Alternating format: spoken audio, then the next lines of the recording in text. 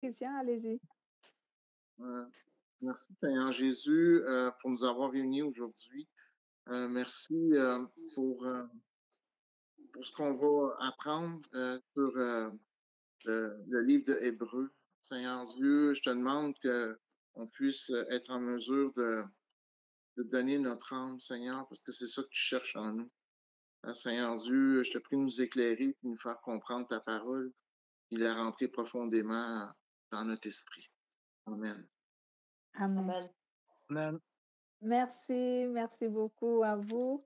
On parle donc aujourd'hui de notre thème intitulé Le nouveau sanctuaire. Le nouveau sanctuaire. Et toujours est-il que cela nous vient de notre livre Hébreux, à partir du chapitre 8 jusqu'à partir du chapitre 8, versets 1 à 6. Voilà. Qui fait la lecture? Hébreux, chapitre 8, versets 1 à 6. Notre thème est intitulé Le nouveau sanctuaire. Moi, je suis prêt. Allez-y. Versets 1 à 6. Le point capital de ce qui vient d'être dit, c'est que nous avons un tel souverain sacrificateur qui s'est assis à la droite du trône de la majesté divine dans les cieux, comme ministre du sanctuaire et du véritable tabernacle qui a été dressé par le Seigneur et non par un homme. Tout souverain sacrificateur est établi pour présenter des offrandes et des sacrifices. Il est nécessaire que celui-ci ait aussi quelque chose à présenter. S'il était sur la terre, il ne serait pas même sacrificateur, puisque là, ce sont ceux qui présentent des offrandes selon la loi, lesquels célèbrent un culte, image et ombre des choses célestes, selon que Moïse en fut divinement averti lorsqu'il allait construire le tabernacle.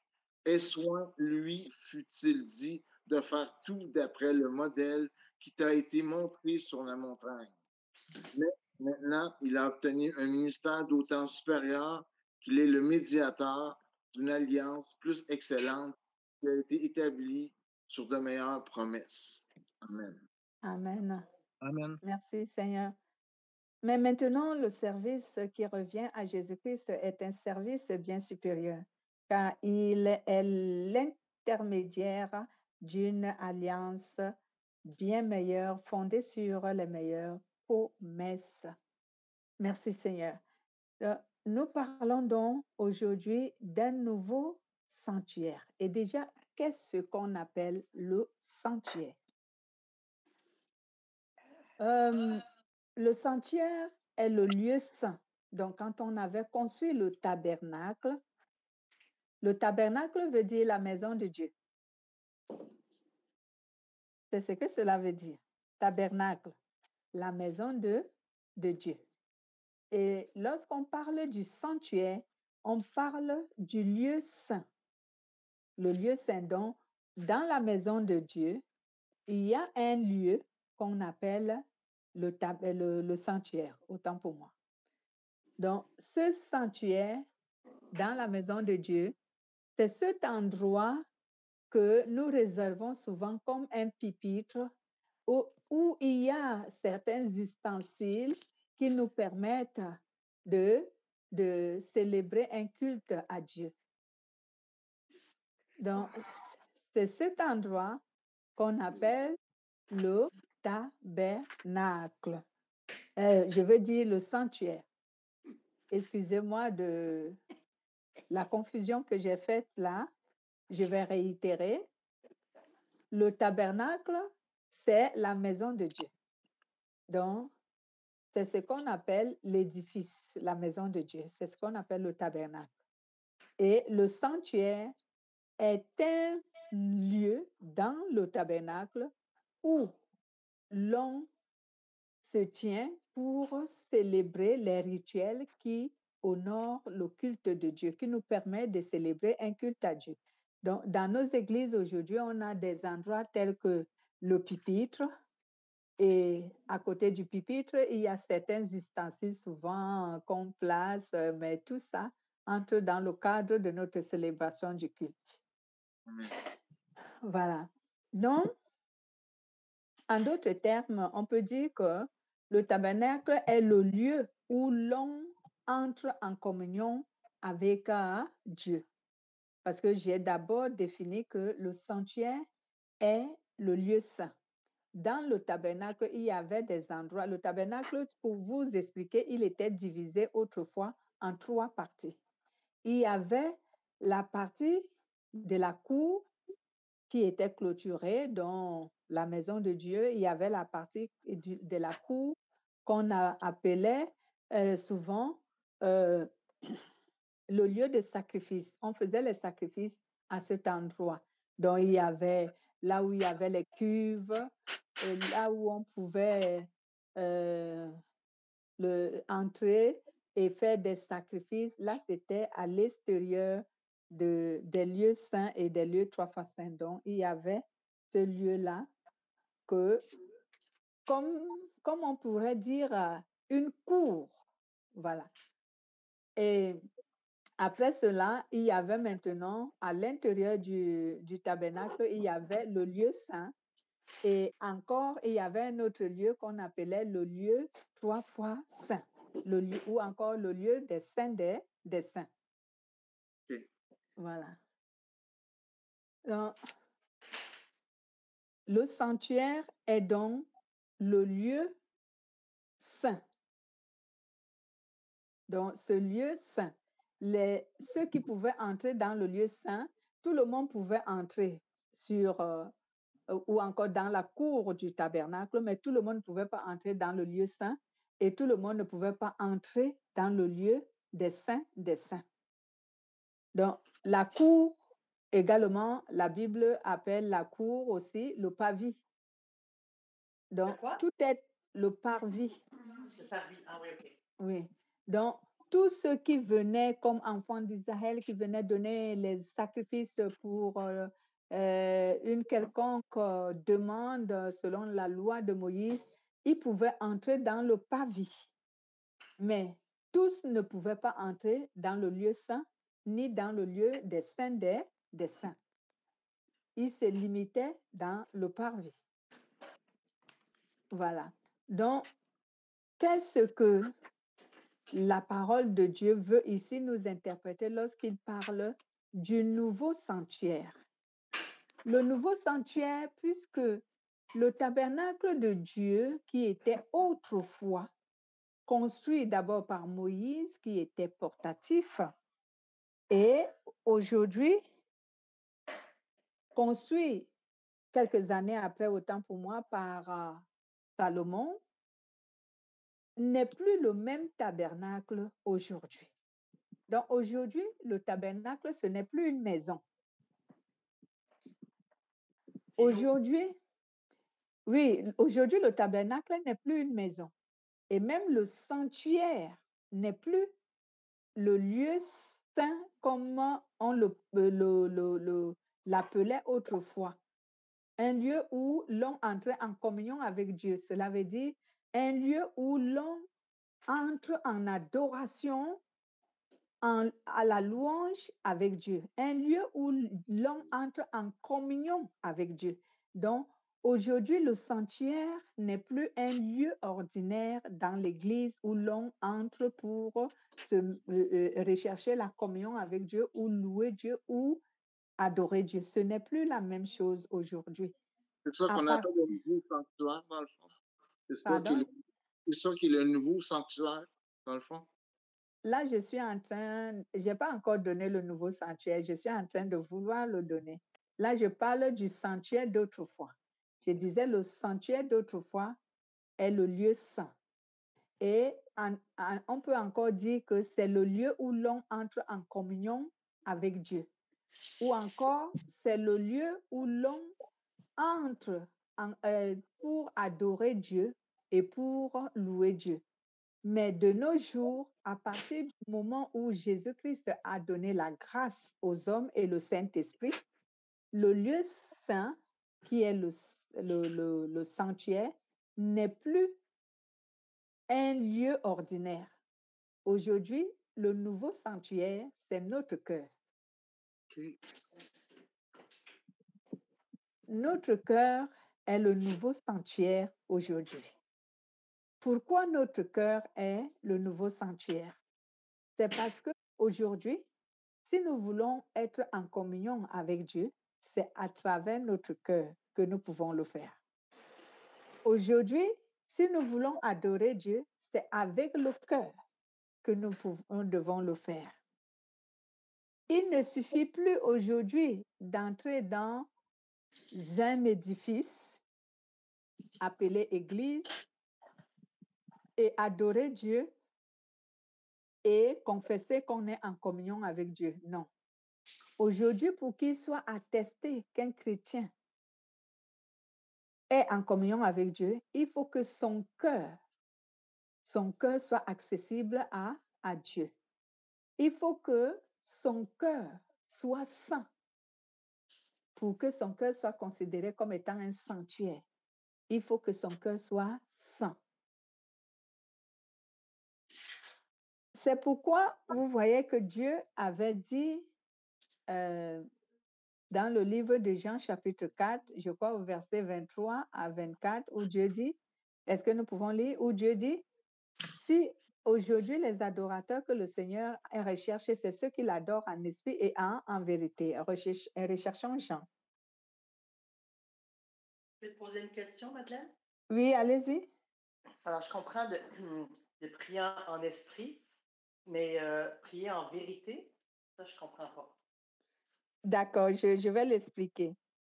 D'accord. Je vais l'expliquer. Faisons la lecture. Je garde la question et je vais l'expliquer. Jean chapitre Jean chapitre 4 au verset 23 à 24. Mais l'heure vient et elle est déjà venue où les vrais adorateurs adoreront le Père en esprit et en vérité. Ce sont là les adorateurs que le Père demande. Dieu est esprit et il faut que ceux qui l'adorent en esprit et en vérité. Merci. Mais l'heure vient et elle est maintenant déjà là, où les vrais adorateurs adoreront le Père par l'Esprit qui conduit à la vérité. Car ce sont de telles adorations que le Père recherche. Dieu est esprit et il faut que ceux qui l'adorent le fassent par l'Esprit qui conduit à la vérité. Donc, ici, le Seigneur nous fait savoir, je vais d'abord répondre à la question de notre sœur. Elle comprend ce qu'on appelle adorer en esprit, mais elle ne comprend pas ce qu'on appelle adorer en vérité. Adorer en vérité, ici, c'est que ton cœur doit être pur. La vérité fait ici allusion à la pureté. Voilà, quelque part dans le livre de Timothée, oui, je crois que 1 Timothée chapitre 2 au verset 8, allons vérifier, l'apôtre Paul dit, si vous levez vos mains pour adorer Dieu, il faut que vous levez les mains qui sont sans tache. Donc, allons-y, Timothée, 1 Timothée, hein, je sais que c'est le livre de 1 Timothée, chapitre 2, au verset 8, si je ne me trompe pas du verset, vous me direz. 1 Timothée, oui, verset 8, qui va lire? Je suis à la page. Il est écrit, « Je veux donc que les hommes prient en tout lieu, en élevant des mains pures, sans colère ni contestation. » Ici, pour continuer à répondre à notre sœur qui vient de poser la question, Paul nous dit ici que lorsque nous prions Dieu, pour qu'il soit attesté que notre prière est conduite par l'Esprit et c'est la vérité, il faut que nous prions avec un cœur pur. Un cœur pur, c'est un cœur bien disposé. C'est un cœur qui est bien disposé. C'est un cœur qui est pur. C'est un cœur qui est honnête. C'est un cœur qui est intègre. Donc, dans notre cœur, pendant que nous prions Dieu, pendant que nous adorons Dieu, pendant que nous avons une relation avec Dieu, notre cœur doit être pur. Notre cœur doit être sincère. Notre cœur doit être honnête. C'est ce qu'on appelle ici la vérité. Pourquoi? Parce que Dieu se rend compte que parmi nous, il y a ceux qui l'adorent de manière hypocrite. En fait, ils font croire qu'ils adorent Dieu parce qu'ils parlent, ils confessent de leurs lèvres, mais leur cœur n'appartient pas à Dieu. Et Dieu l'a dit également dans le livre de Matthieu chapitre 15. Il dit, ce peuple m'adore des lèvres, mais leurs cœurs se sont éloignés de moi. Donc, quand ton cœur est impur, quand ton cœur sauvegarde le péché, quand ton cœur entretient le péché, et pendant ce temps, tu pries Dieu, alors c'est que tu ne pries pas Dieu en esprit ni en vérité. Donc, c'est ce que ce verset veut ici nous dire. Donc, désormais, Dieu, quand il parle dans Jean chapitre 4 au verset 23 à 24, il veut nous faire connaître que celui qui s'engage à avoir une relation avec lui doit d'abord être sincère. Il faut qu'il soit honnête, il faut qu'il soit fidèle, il faut qu'il soit intègre. Donc, quand il l'adore, il ne doit pas l'adorer de manière départagée. OK. Où on trouve souvent parmi nous, il y a des gens qui adorent Dieu. Supposons nous sommes devant la présence de Dieu et pendant que tu adores Dieu, tu es terriblement en colère contre quelqu'un et tu ne lui pardonnes pas. Mais pendant ce temps, nous sommes en plein culte, tu es en train d'adorer, à chanter et tu es en train d'envoyer des cris de joie, d'acclamation. Tu es en train de confesser dans tes prières des paroles. Mais pendant ce temps, ton cœur, il a emprisonné quelqu'un par le manque de pardon. Ah ouais. Donc, Dieu dit qu'en ce moment, tu ne l'adores pas en esprit et en vérité. Parce que tu n'es pas honnête avec Dieu et tu n'es même pas honnête avec toi-même. Tu n'es même pas honnête avec ceux dans le groupe avec qui tu es en train d'adorer Dieu. Parce qu'eux ne savent pas que ton cœur est affligé. Ils ne savent pas que dans ton cœur, il y a quelqu'un dont tu vraiment, tu ne pardonnes pas. Ils ne le savent pas. C'est pourquoi Jésus nous dit, j'ignore le chapitre, mais je sais que c'est dans Matthieu, si je ne me trompe pas, c'est le chapitre 5, où Jésus nous dit, si tu vas, si tu gardes la colère contre ton frère et que tu ne lui pardonnes pas, tu es pire qu'un criminel. Et il nous dit, si tu pars donner ton offrande à l'autel et que tu te souviens que tu as un problème avec ton frère ou ta sœur, avant de donner l'offrande, va d'abord te réconcilier avec ton frère avant de venir donner l'offrande. Donc, quand Dieu nous dit, va d'abord te réconcilier avec ton frère, il veut nous dire que pardonne d'abord. Cela ne veut pas dire que si, par exemple, tu as un frère avec qui tu ne t'entends pas, il est à Montréal, toi tu es à Québec, cela ne veut pas dire que dépose ton offrande là, va à Montréal. Non, non, cela veut tout simplement dire que avant d'aller donner ton offrande, ouvre ton cœur, pardonne la personne, prie Dieu, dis à Dieu, Seigneur, tu sais, tu connais mon cœur. Je suis hyper fâchée contre mon frère pour ce qu'il m'a fait. Mais voici que je veux te louer, je veux adorer, je veux prier. Je n'ai pas envie de prier avec un cœur départagé entre l'amour de Dieu et la colère, entre l'amour de Dieu et vraiment la tristesse que je ressens pour ce qu'il m'a fait, entre l'amour de Dieu et la douleur qui manifeste dans mon cœur par rapport à ce qu'il m'a fait. Je te prie de m'aider actuellement où je suis à pardonner. Je veux t'adorer sans être départagé entre la colère, la haine et toi. Donc, tu pries. Expliquer comme ça, je vois ça comme une confession même. Oui, Comme... et donc tu confesses ça à Dieu. Tu confesses à Dieu pendant que tu es là présent et tu confesses vraiment de tes lèvres que je pardonne et va maintenant louer Dieu et prier. Et quand tu sors de là, appelle la personne, si tu peux, le joindre, appelle la personne et dis, j'étais vraiment fâché contre toi, mais par la grâce de Dieu, je suis parvenue à te pardonner. Sache que désormais, je t'ai pardonné. C'est tout. Et Je si reviens moi, dans 3 minutes, OK? d'accord. Et Continue, si, Madeleine.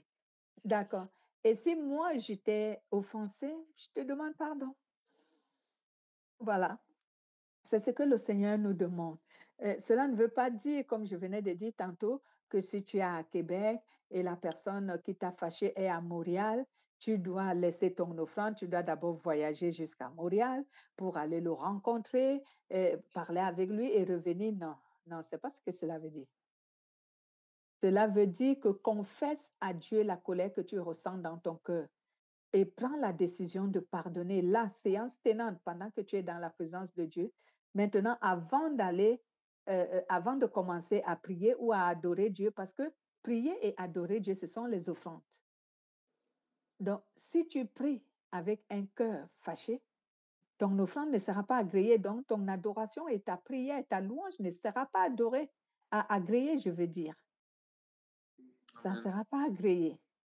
Donc, il faut que tu pardonnes la séance tenante avant de prier, avant d'adorer, avant de louer le Seigneur.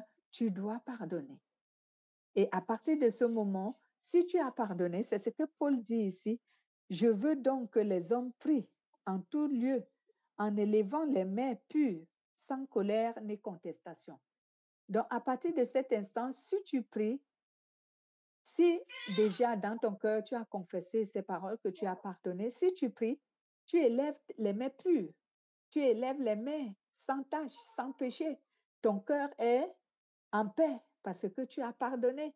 Et c'est ce que Dieu nous dit, ceci est une adoration qui est en esprit et qui est en vérité, qui est faite en vérité. Parce que tu n'as rien de ce qui te condamne. Rien ne te condamne. Il y a aussi que je peux prendre des exemples tels que si tu as commis un péché et que tu viens dans la présence de Dieu pour adorer, donc pour louer Dieu, pour glorifier Dieu, si tu as commis un péché, il faut d'abord le confesser avant de commencer la prière ou le culte. Moi, j'ai souvent recommandé dans ma communauté, et c'est ce que je voudrais que nous fassions souvent, quand on va commencer des prières, à apprendre à prier. Donc, lorsque tu es dans la présence de Dieu, peu importe le moment, que tu sois seul chez toi ou que tu sois avec des autres, avant d'ouvrir ta bouche pour dire quoi que ce soit à Dieu, confesse-lui d'abord ton péché et demande pardon. Sinon, si tu ne le fais pas, si tu passes le culte ou la réunion ou l'adoration, je ne sais pas ce que vous serez en train de faire. Si vous le faites sans vous confesser sincèrement devant le Seigneur, tout ce que vous aurez fait n'aura aucune importance. Cela ne sera pas agréé. Dieu ne va pas l'agréer parce que votre péché parle contre vous devant Dieu. Il ne va pas permettre que Dieu agrée les prières que vous avez faites. Cela ne va pas permettre, vos péchés vont empêcher que Dieu accepte ce que vous lui avez dit. Donc, c'est pour cela qu'il faut d'abord confesser. Et c'est ce qu'on appelle ici prier Dieu en esprit et en vérité. Cela veut dire, il faut aimer Dieu, il faut obéir à Dieu, mais il faut que tu sois sincère.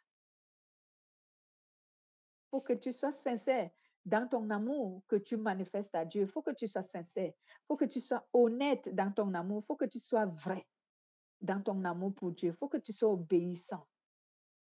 Il ne faut pas venir comme un hypocrite, comme Dieu nous dit que est-ce qu'un être peut servir 2 maîtres à la fois? Il aimera l'un et il méprisera l'autre. Donc, tu ne peux pas vraiment adorer Dieu avec le péché. Non. Si tu adores Dieu en étant dans le péché, c'est que tu méprises Dieu et tu aimes l'instigateur du péché. Ouais.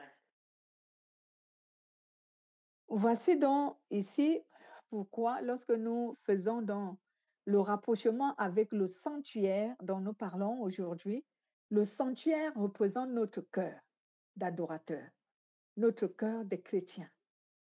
C'est ce qui est le sanctuaire. Alors, si dans mon cœur, il faut que je sois en communion avec Dieu, et d'ailleurs, la communion ici veut dire avoir le même esprit, la même pensée avec Dieu. Donc, être unis à Dieu. Toi et Dieu, vous devenez un. C'est ce qui veut dire la communion. Et nous, en tant qu'êtres humains, pour être en communion avec Dieu, il faut donc que notre cœur soit pur. Si notre cœur est pur, nous serons en communion avec Dieu. Nous deviendrons un avec Dieu. Sans oublier qu'il faut que l'Esprit de Dieu soit en nous. N'oublions pas ça. Parce que c'est l'Esprit de Dieu qui crée la communion. S'il est en nous et que notre cœur n'a pas de reproche devant Dieu, alors nous sommes en communion avec Dieu. Comment Donc, peux-tu avoir l'assurance que Dieu est en nous, Madeleine? pardon, je n'ai pas bien compris. Oui, je vais me rapprocher, excuse-moi. Comment est-ce Mm. qu'on peut avoir l'assurance que Dieu est en nous? Ah, d'accord, ok. Comment on peut avoir l'assurance que Dieu est avec nous? C'est par la crainte de Dieu. C'est par la crainte de Dieu. Parce que ce n'est ni par les dons, ni par les talents que nous pouvons avoir la certitude que Dieu est à nous. Mais c'est par la crainte de Dieu. La Bible déclare dans le livre de Romains chapitre 8 au verset 16 que c'est le Saint-Esprit qui atteste que nous sommes enfants de Dieu. Mais maintenant, pour que nous ayons la certitude que le Saint-Esprit est en nous, c'est lorsque nous avons la crainte de Dieu. Et qu'est-ce que cela veut dire, la crainte de Dieu? La crainte de Dieu s'explique en une petite phrase que j'ai l'habitude de donner aux gens. Lorsque tu as la crainte de Dieu, tu es une personne qui haït le péché et qui adore obéir à Dieu. Amen. Donc, en d'autres termes, une personne qui a la crainte de Dieu, c'est cette personne qui a l'amour de Dieu. Et cette personne manifeste l'amour à Dieu de telle sorte qu'il ne veut pas offenser Dieu. Parce qu'en fait, ici, l'obéissance n'est pas un sentiment de contrainte. L'obéissance est un sentiment manifesté par la volonté. Donc, tu as la volonté d'obéir à Dieu et la crainte de l'offenser, alors cela fait de toi quelqu'un qui craint Dieu. Et j'explique souvent en d'autres termes, comme j'ai dit, tu dois être quelqu'un qui haït le péché. Parce que vraiment, moi, j'ai rencontré les chrétiens qui détestent le péché. Ils haïssent le péché, ils n'aiment pas voir le péché, ils n'aiment même pas être là où il y a le péché.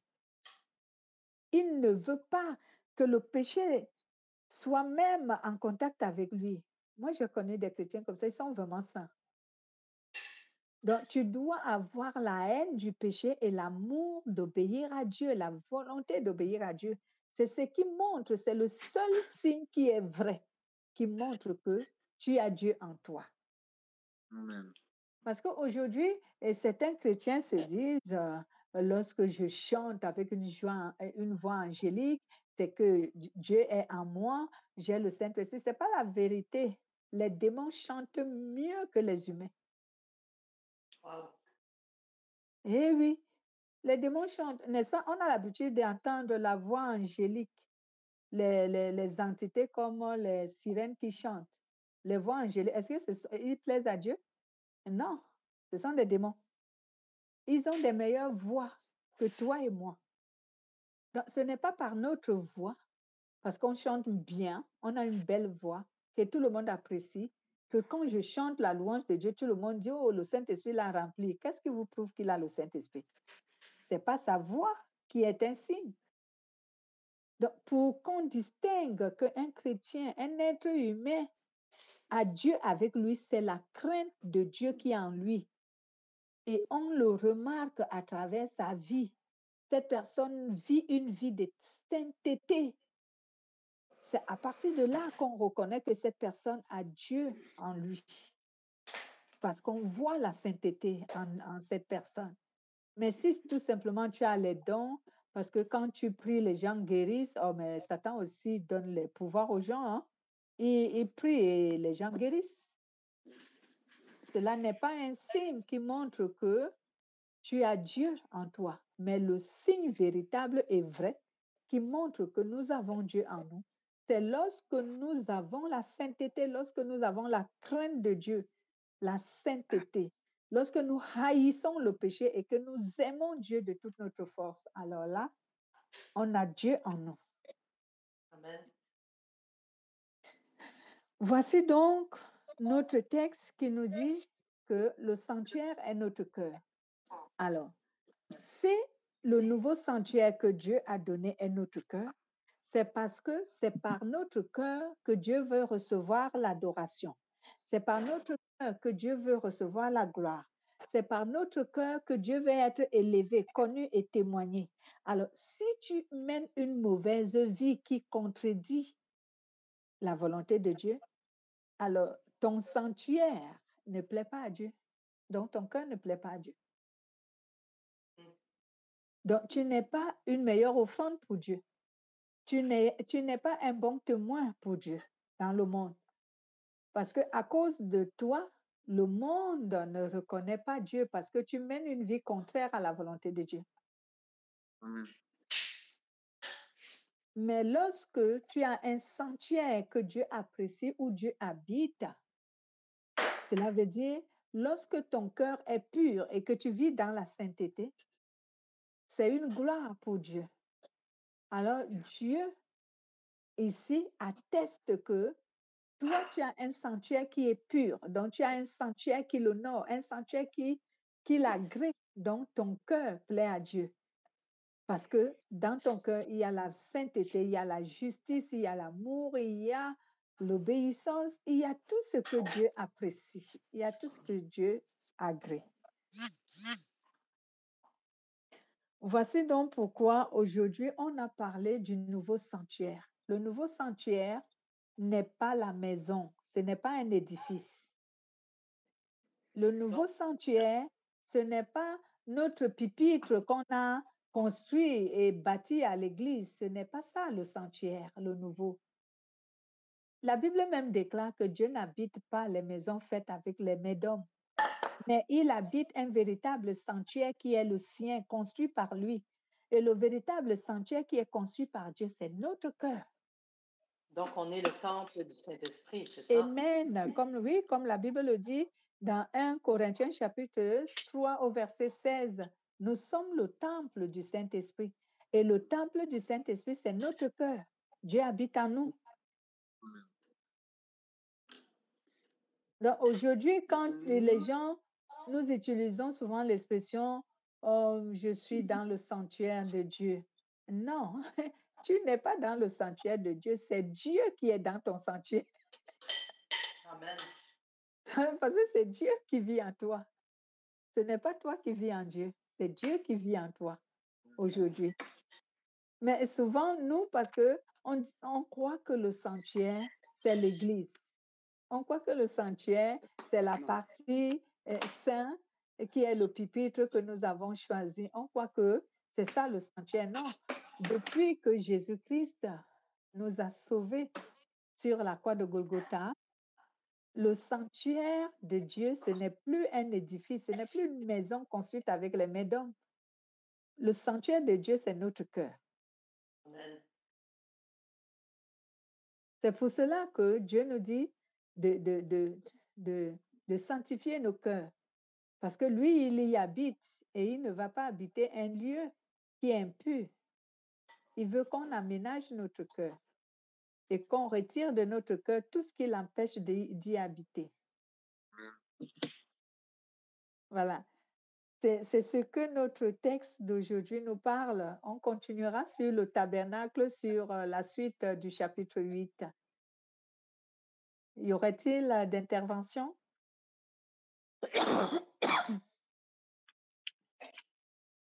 C'était bien expliqué. Amen. Autrement dit, pour savoir si on marche dans la crainte de Dieu, ben, on a juste à se poser la question, est-ce que ce qu'on est en train de faire plairait à Dieu ou plaît à Dieu? En se posant cette question-là, on est presque sûr qu'on va agir de la bonne façon. Ouais, exact. Ce que vous dites est vrai, frère. Souvent, c'est même ce que nous, les chrétiens, on doit se poser chaque jour. Seigneur, suis-je dans ta volonté? Est-ce que je me suis égarée? Parce qu'aujourd'hui, nous, on se tient dans la présence de Dieu, on lui raconte n'importe quoi. Moi, j'ai l'habitude de dire que les chrétiens prient comme des politiciens qui viennent annoncer un discours aux gens. C'est comme ça que nous prions aujourd'hui. On prend toute une liste de demandes, on se tient devant le Seigneur, on dit Seigneur, je veux, Seigneur, je veux, Seigneur, je veux, Seigneur, je veux, Seigneur, fais. Et on oublie l'essentiel qui fait en sorte que si seulement tu adores Dieu peut-être par un ou deux cantiques, si tu sais chanter, et que tu te poses tout simplement la question au Seigneur, Seigneur, est-ce que suis-je en règle avec toi? Est-ce que je suis vraiment dans ta volonté? Tu as fait la plus grande des prières au monde. Ça ne vaut pas 10 paroles ou 10 phrases, mais tu as fait la plus grande des prières. Parce que c'est ce genre de prière que le Seigneur attend de nous. Seigneur, suis-je dans ta volonté? Est-ce que je me suis éloignée de toi quelque part? Et fais-moi savoir si c'est le cas. Et lorsque tu restes dans cette position avec Dieu, je t'assure que chaque fois que tu t'éloigneras de la volonté de Dieu, il va te le rappeler. Amen. Il va te dire, là, tu t'éloignes. Il va te dire, là, tu es tombé. Il va te dire, relève-toi. Et tu sentiras vraiment que tu marches avec le Seigneur. Tu le sentiras et tu le comprendras. Et c'est une bonne chose. Et je pense que c'est pour cela que le Seigneur me met à cœur depuis d'essayer d'instaurer la manière de prier pour essayer de nous éloigner des fables du monde qui nous égarent et que nous pensons souvent que nous avons beaucoup prié, alors que tout ce que nous avons dit à Dieu, ce n'est que la volonté humaine, bien qu'il nous comprend que nous sommes humains. Ouais. Heureusement pas- qu'il comprend. Oui, le Seigneur, vraiment, comme il est amour, il nous comprend. Quelquefois, Faut pas juste lui demander des choses aussi. Il faut lui dire pourquoi on l'aime tant. Amen. Amen, et oui. Ouais. Oui, quelquefois, il faut manifester. On appelle ça la prière de reconnaissance, la prière de gratitude.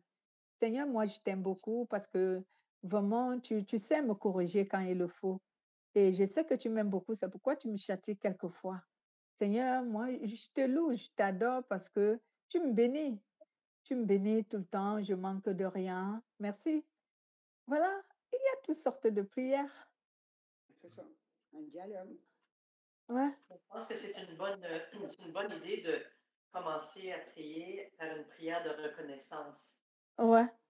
Il y a plusieurs sortes de prières. Il y a la prière de reconnaissance, qui est la prière de gratitude. Il y a la prière de supplication, qui englobe la repentance, qui englobe ici la recherche de la miséricorde, dans la prière de supplication. Il y a également des prières de demande. Je vous dirai toutes ces D'adoration. prières. Il y a aussi des prières d'adoration. Merci, Colette. Il y a toutes ces prières dont je vais réitérer. Il y a les prières d'adoration qui veut dire louer Dieu, vanter les mérites de Dieu. Il y a les prières de supplication qui englobent la repentance. Ici, la repentance et la miséricorde, la recherche de la miséricorde. Il y a les prières de reconnaissance qui manifestent la grâce à Dieu, reconnaître que Dieu, il est bon avec nous. Voilà. Et La il y a prière aussi la de- prière des demandes. On demande ce qu'on veut à Dieu. Il y a au moins 4 types de de prières. méditation. Ouais. La prière de méditation. La prière de méditation, elle n'existe pas, Colette. La méditation, c'est juste lire la parole de Dieu et chercher à la mémoriser. C'est ça, méditer. Méditer, tu lis la parole de Dieu et tu cherches à la retenir, à la garder dans ton Et cœur à et la dans ton comprendre cerveau. aussi, hein. Comment? Puis méditer, tu vis ce que Jésus a vécu. Tu penses à la parole de Dieu, à ce que tu lis. Et mon Ah, frère, c'est ce encore que d'accord. c'est ce que je vous avais enseigné, ce qu'on appelle la concentration. Pas tellement concentré. C'est s'arrêter et vivre ce que Jésus a vécu. S'arrêter bon, mettons, on tombe dans la passion, là. Bon, mettons qu'on suit Jésus, qu'on revit intérieurement, puis dans notre esprit, ce que Jésus a vécu. C'est ça que j'appelle de la méditation, moi. Ah, Vive d'accord. sa Bon, parole. Vive. non, ce n'est pas vivre la parole de Dieu. Vivre la parole de Dieu, c'est obéir à Dieu. C'est ce qu'on Ah, appelle oui, vivre la je parole me de Dieu. trompe. Ah, oui, c'est Voilà. vrai, c'est vrai. Mais maintenant, pensez à essayer d'entrer dans la peau de Jésus et Mhm. vivre les douleurs que Jésus a vécues. Ah, je ne dirais pas totalement que c'est mauvais, mais c'est très dangereux, Colette. Et parce que c'est trop spirituel, parce que ça amène autre part. J'ai souvent dit que entre la spiritualité et le mysticisme, il n'y a qu'un pas. Il Ouais, faut faire attention de ne pas faire n'importe quoi. Sinon, ouais, au lieu que tu restes quelqu'un de spirituel, tu vas devenir un mysticiste. ouais. Donc, Bon, il faut pas aller entrer dans la peau de Jésus pour vivre la ben, souffrance pas que avec Jésus a vécue. C'est pas bon. Je me suis mal exprimée, moi, je n'ai pas les mots. Je n'ai pas les mots, moi. Oui, Pas en tout. j'essaie, Il je manque de comprends, Colette. vocabulaire. Alors, je suis mieux de me la former, je la forme. Fini. Oui, je comprends, Colette, je comprends ce que tu dis. Mais je veux pas que tu fasses une erreur qui peut t'amener loin, là où tu ne voulais même pas aller. Donc, il ne faut pas chercher à entrer dans la peau de Jésus pour ressentir les douleurs que Jésus a ressenties. Non, Ou- on peut pas non, rentrer dans la peau de Jésus. il faut pas le faire. Parce que c'est ça la méditation. Donc, ici, si tu te mets à penser à ça, non. Il faut penser de manière positive. Par exemple, si je peux m'expliquer ainsi, de manière positive, de penser que Jésus a beaucoup souffert pour nous et je le remercie. Et ça C'est entre ça. dans, voilà, ça Une entre dans manière la de prière. remercier. Voilà, ça entre dans la prière de reconnaissance, Claudette. C'est ça qu'on appelle la gratitude. C'est la prière de reconnaissance. Correct, je me suis trompée de mot. Correct. Voilà. Donc, c'est ce que nous pouvons faire, manifester, rechercher ces 4 types de prières. La prière de reconnaissance, la prière de supplication, la prière de demande. Et ici, nous allons voir que toutes ces prières, si nous apprenons à les faire, nous allons faire des meilleures prières devant Dieu et le Seigneur va nous aider vraiment en nous exauçant, en nous exauçant. Qu'il soit Adèle, est-ce que c'est béni. possible peut-être dans un dimanche après-midi de faire une, une présentation, là, je ne sais pas comment tu appelles ce que tu fais là, sur la prière? Est-ce que c'est possible de faire ça? Euh, j'ai l'impression que je n'ai pas bien compris ce que vous avez dit. Vous pouvez reprendre? Les apôtres avaient demandé à Jésus, Seigneur, montre-nous comment prier. Oui, oui, Est-ce que tu pourrais faire un dimanche après-midi sur ce thème-là? oui, d'accord, d'accord, oui. Seigneur, montre-nous comment prier. OK. Donc, je vais le faire et essayer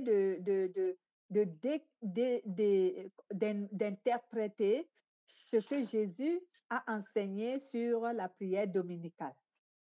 Ouais. Oui, la prière de notre Père qui est aux cieux, parce que certaines personnes la récitent sans comprendre en fait la profondeur de cette prière.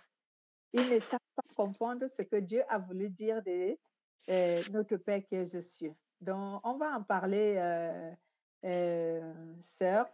Et je pense même que avant de continuer, puisque c'est une demande importante qu'elle a faite, notre sœur, dimanche prochain, avant de continuer sur Hébreu, sur les tabernacles, nous allons d'abord parler de cette prière. Amen. Amen.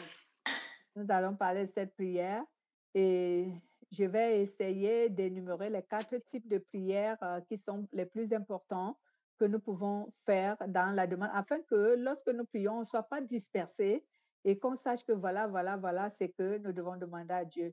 Lorsque j'ai connu le frère Christian, je lui avais détaillé un peu comment les étapes dans la prière, comment tu peux prier de manière facile et courtoise, mais une prière correcte.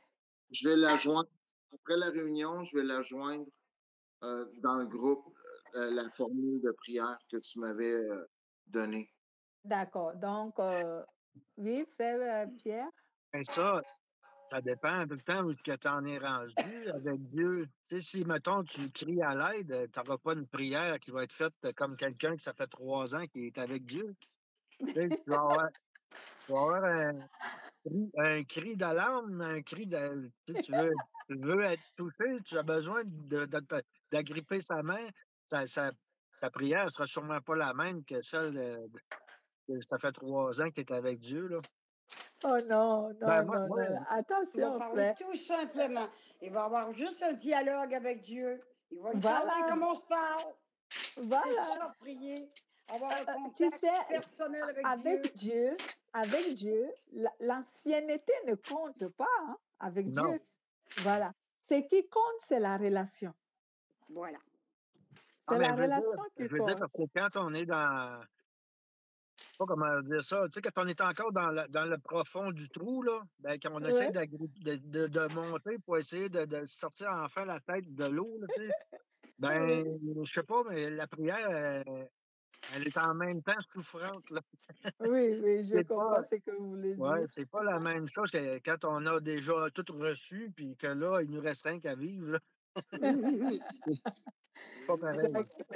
pense pas, Pierre, que personne soit arrivé. Tu sais, qu'on Ouais, soit chrétien personne. depuis 1 an et demi, depuis 3 ans ou depuis 25 ans, on n'est jamais arrivé. Jamais. Jamais. Non, Comme mais on je peut être plus venais à de l'aise. dire, c'est la relation qui compte, ce n'est pas l'ancienneté. Ben moi, là, Ouais. je vous donne juste là, un peu ce qui se passe, là. Mais quand j'étais la semaine passée avant mon audience, j'avais l'impression que je traînais un gros poids, OK? Mais quand j'ai eu ma confirmation que ça avait été accepté, c'est comme si j'aurais tout perdu ça, ce sac que je traînais en arrière de moi, là. J'ai Ouais, ouais, l'impression, ouais. cette semaine, on dirait que je flotte, on dirait que je suis léger, on dirait que je suis propre. On dirait que c'est propre ce que j'ai en dedans de moi, là. Amen. C'est pas la même chose que v'là une semaine. Amen. OK, donc, vous voulez intervenir, frère Christian? OK, si on doit continuer, on va d'abord clôturer et pour que notre vidéo ne soit pas tellement longue. Frère Pierre, clôture avec la prière. Oui. Alors, Seigneur Jésus, je te remercie encore pour cet enseignement qui nous apporte énormément du côté spirituel. Je te remercie de tout ce que tu fais pour chacun de nous. Je te remercie pour de garder en santé et de garder notre chère sœur Madeleine pour tout ce qu'elle fait pour nous. On a besoin de quelqu'un comme elle pour recevoir toutes ces vérités, ces paroles. Seigneur, tu as choisi cette personne-là parce que elle était destinée à nous enseigner. Alors, je te demande de la bénir et de la protéger. Ainsi que nous aussi pour la semaine qui vient, de nous bénir chacun de nous. Merci, Seigneur Jésus. Sois béni. Amen. Amen. Amen. Amen, amen. Amen. Je voulais vous montrer là, ce que je